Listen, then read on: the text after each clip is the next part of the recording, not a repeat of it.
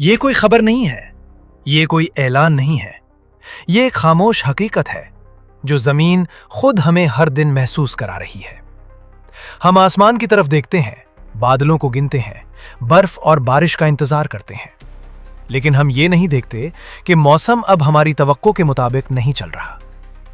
ये वो लम्हा है जहां फितरत हमें नहीं डरा रही, ये हमें समझा रही है।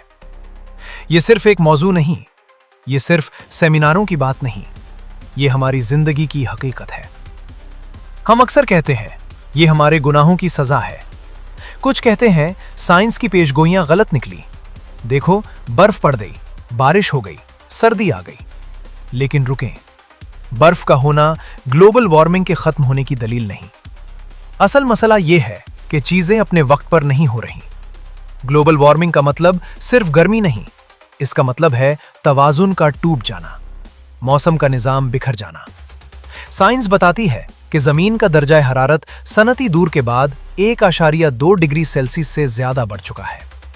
यह अदद छोटा लगता है, लेकिन इसके असरात पूरी दुनिया को हिला देते हैं। जब समंदर गर्म होते हैं तो हवा में ज्यादा नमी भर जाती है। जब नमी बढ़ती है तो तूफान ज्यादा ताकतवर बनते हैं।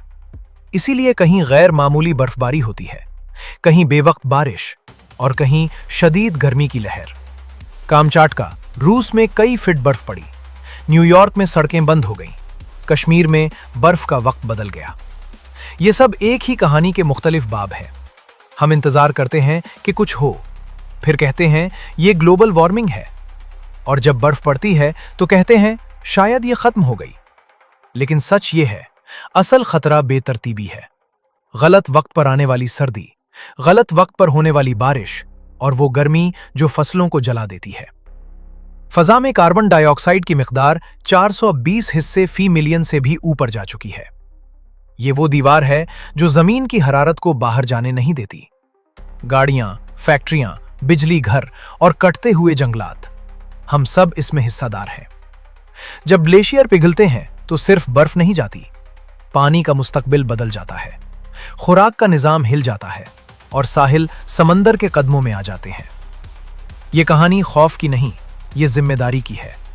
दरख्त लगाना, तवानाई बचाना, साफ ईंधन अपनाना और जमीन का ख्याल रखना, ये छोटे काम नहीं, ये आने वाली नस्लों के लिए बड़े फैसले हैं।